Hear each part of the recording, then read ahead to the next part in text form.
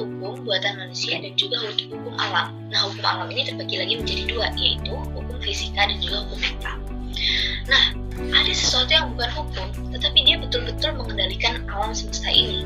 Apa? Yaitu consciousness. Karena kalau misalkan hukum itu, dia masih di level dualitas, sedangkan kalau misalkan consciousness, itu dia sudah oneness. Sekarang kita masuk ke hukum buatan manusia. Hukum buatan manusia ini ya seperti hukum-hukum yang dibuat oleh pemerintah, seperti hukum birokrasi, seperti hukum dalam organisasi, ya seperti rule yang sangat teoritis lah. Mungkin undang-undang seperti itu. Jadi kan ada hukum-hukumnya, ada aturan-aturannya. Nah, hukum yang karena dibuat oleh manusia, ya pasti hukum ini relatif. Dia tidak berlaku universal, dia berlakunya partikular. Dan juga dia masih ada kurang-kurangnya. Dia bisa yang benar itu bisa jadi salah dan juga sebaliknya. Nah, sifatnya juga mengikat ruang lingkup orang yang ada di dalamnya. Jadi dia hanya mengikat orang yang ada di dalamnya saja, seperti contohnya di pemerintahan. Dia kan hukum itu hanya berlaku di pemerintah tersebut, tidak berlaku di negara lain misalnya. Berbeda dengan hukum alam, tepatnya hukum fisika atau particularly hukum fisika. Suka atau tidak suka, tahu atau tidak tahu, hukum ini berlaku adil dan merata pada semua makhluk. Contohnya hukum gravitasi. Jadi mau kamu tinggal di Jepang, kayak mau kamu tinggal di Korea, mau tinggal di Indonesia, mau tinggal di negara manapun, selama kamu tinggal di bumi, itu pasti ada hukum alam kan, ada hukum gravitasi seperti itu. Walaupun mereka ada di dalam satu lingkup yaitu hukum alam, tapi hukum fisika ini berbeda dengan hukum mental. Nah, kalau misalkan hukum mental ini dia tidak diajarkan di sekolah formal dan hanya bisa dibuktikan dengan pengalaman dan intuisi kita sendiri. Jadi ketika kita melihat si hukum mental ini bekerja pada kehidupan kita, barulah kita akan menyadari bahwa si hukum mental ini ada gitu. Jadi kita betul-betul harus jadi kita sudah melihat apa yang kita percayai gitu loh. Kita sudah membuktikan gitu.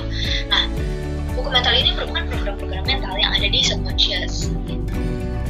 Lalu ada juga 8 jenis hukum, yaitu hukum sebab akibat atau tabur tuai, hukum kompensasi, hukum pengendalian, hukum kepercayaan, hukum konsentrasi, hukum kreativitas, law of attraction, dan juga kesesuaian. Tapi kali ini saya akan hanya menjelaskan 3 dari itu. Yang pertama, ada yang namanya hukum sebab akibat. Nah, apa sih hukum sebab akibat ini? Pasti dong kalian sudah menebaknya. Ada penyebab spesifik untuk sukses dan gagal. Jadi tidak ada yang kebetulan. Sama seperti hukum gravitasi, hukum ini tuh tidak dapat dihindari. Contohnya gimana? Contohnya adalah ketika ada 10 syarat untuk mencapai sesuatu. Untuk mencapai sesuatu. Tapi kita baru bisa memenuhi 8 syarat tersebut. Nah, kita masih belum bisa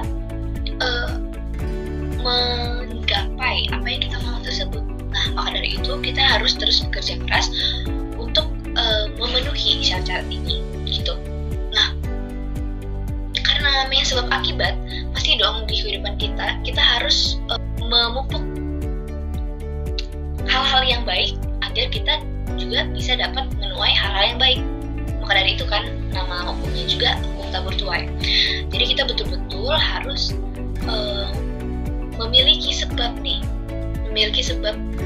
atau istilahnya kita harus betul-betul memiliki kualifikasi. Kenapa kita harus mendapatkan sesuatu yang baik ini? Kenapa kita harus mendapatkan ini gitu loh. Nah, kita harus mencari sebabnya. Ketika kita menginginkan sesuatu, ya pastilah kita harus kerja keras untuk itu kan. Ada orang yang juga dia cuma pengen menuai aja, dia tidak bekerja keras untuk itu, hanya ingin menuai. Ya pasti tidak bisa dong seperti itu. Kita betul-betul harus menabur apa yang ingin kita tuai. Kalau misalkan kita pengen dihormati oleh orang lain, ya kita juga harus menghormati orang lain. Contohnya seperti itu. Terus yang kedua itu juga ada hukum pengendalian. Kalau hukum pengendalian ini, itu kita merasa memegang kendali atas hidup kita. Jadi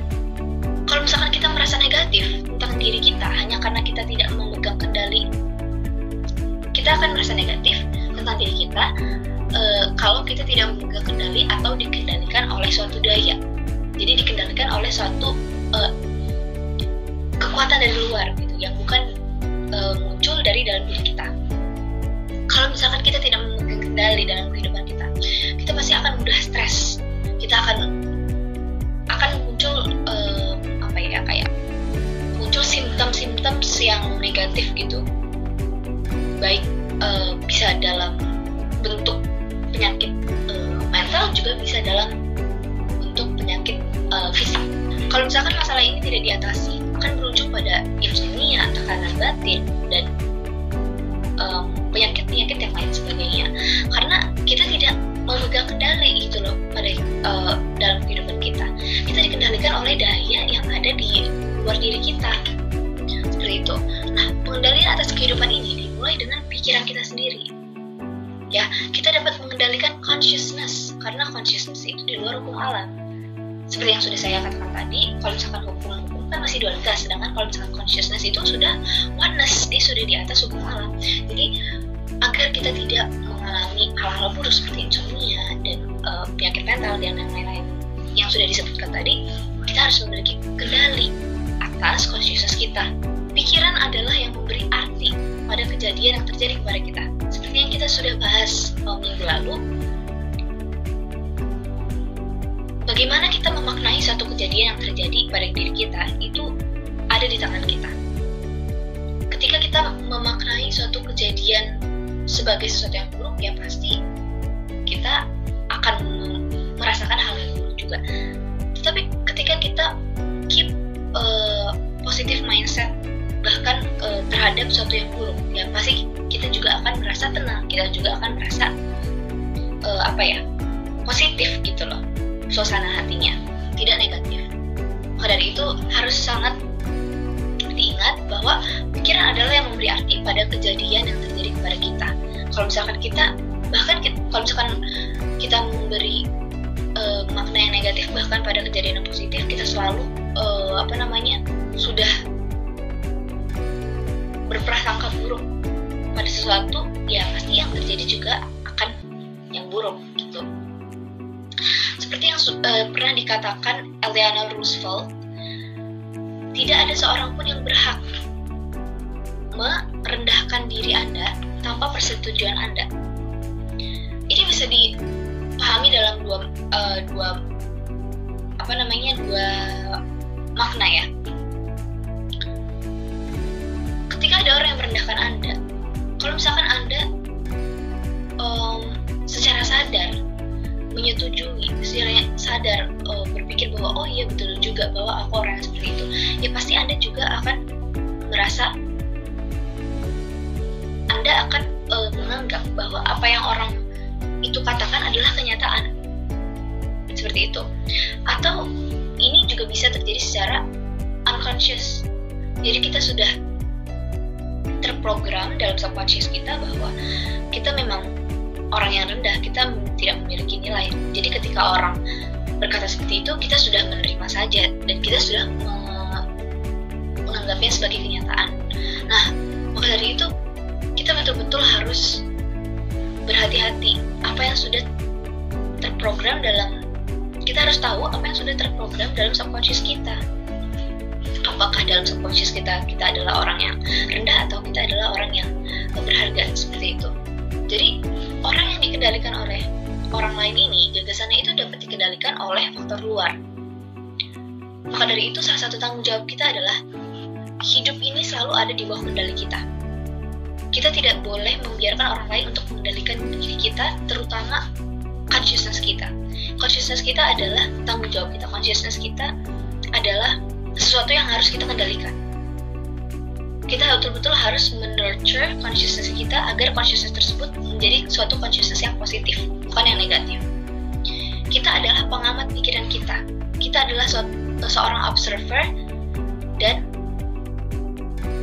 kitalah yang menentukan kemampuan diri kita sendiri. Lalu yang ketiga adalah hukum kepercayaan, yaitu apapun yang kita percaya dengan sungguh-sungguh dan melibatkan emosi, itu akan menjadi kenyataan dalam kehidupan kita. Karena kita akan konsisten bertindak sesuai dengan kepercayaan kita. Kalau misalkan kita konsisten bertindak, kalau misalkan kita konsisten percaya bahwa kita ini adalah orang yang rendah, ya pasti kita akan terus merendahkan diri kita. Kita akan, ketika ada pekerjaan, kita tidak akan merasa percaya diri untuk mengambil pekerjaan tersebut, karena kita sudah percaya bahwa diri kita ini rendah, kita tidak pantas mendapatkan pekerjaan itu, seperti itu. Nah, itu adalah mindset yang salah, itu adalah kepercayaan yang salah. Secara tidak langsung kita tuh membentuk, dan secara tidak langsung kepercayaan kita itu terbentuk dan terkendalikan seperti itu oleh si konsistensi kita tadi. Jadi kalau misalkan kita konsisten bertindak seperti ini, ya pasti itu akan membentuk dan mengendalikan kepercayaan kita. Kalau misalkan konsistensi kita negatif, kepercayaan kita juga akan negatif. Kalau misalkan, dan sebaliknya, kalau misalkan kita konsisten bertindak positif, kita juga pasti akan memiliki kepercayaan yang positif. Jadi contohnya, misalkan saya adalah seorang pembicara publik, maka saya akan berbicara dan bertindak sebagaimana seorang pembicara publik gitu. Jadi kita akan mengabaikan informasi yang tidak konsisten dengan apa yang kita putuskan untuk percayai, sehingga kita tidak selalu mempercayai apa yang kita lihat, tetapi kita melihat apa yang kita percayai. Karena tidak semua yang kita lihat itu patut untuk dipercayai. Kita betul-betul harus mengexperience, kita harus experience sesuatu dulu, baru kita dapat mempercayainya. Maka dari itu, contohnya, jika kita percaya kesuksesan hanyalah soal kemujuran atau kebetulan atau untung-untungan aja, kita akan menjadi mudah patah semangat atau kecewa ketika suatu hal tidak berjalan sesuai dengan keinginan kita. Jadi kepercayaan menetapkan kita untuk sukses atau gagal. Kita harus ingat itu. Jadi apa yang kita percayai, tindakan kita, itu akan menjadi itu akan mendetermin apakah kita akan sukses atau gagal. Maka dari itu sangat penting untuk memiliki kepercayaan yang positif. Kita harus memiliki rutinitas yang positif, kita harus bertindak positif, kita juga harus berpikir positif agar terbentuk suatu kepercayaan positif dan consciousness yang positif. Nah, sekarang kita masuk ke kepercayaan yang bahaya atau self-limiting belief. Seperti namanya, self-limiting itu membatasi diri kan. Self-limiting belief itu adalah kepercayaan negatif mengenai diri kita yang membatasi diri kita sendiri.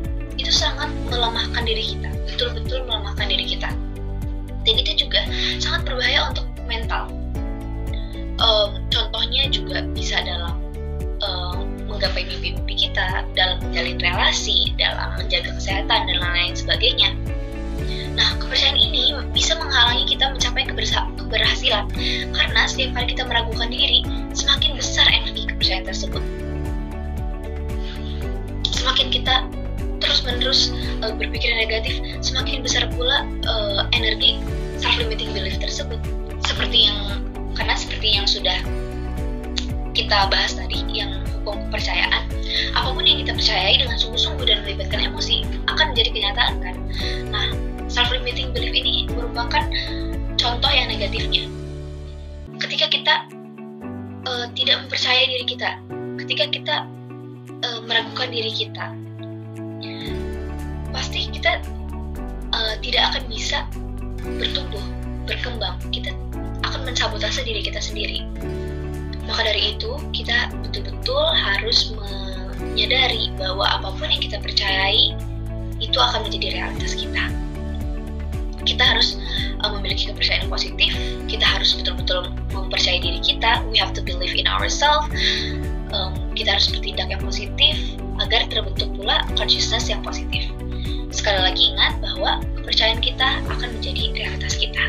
Maka dari itu, pilihlah kepercayaan yang bisa membantu kita untuk berkembang, to become a better person.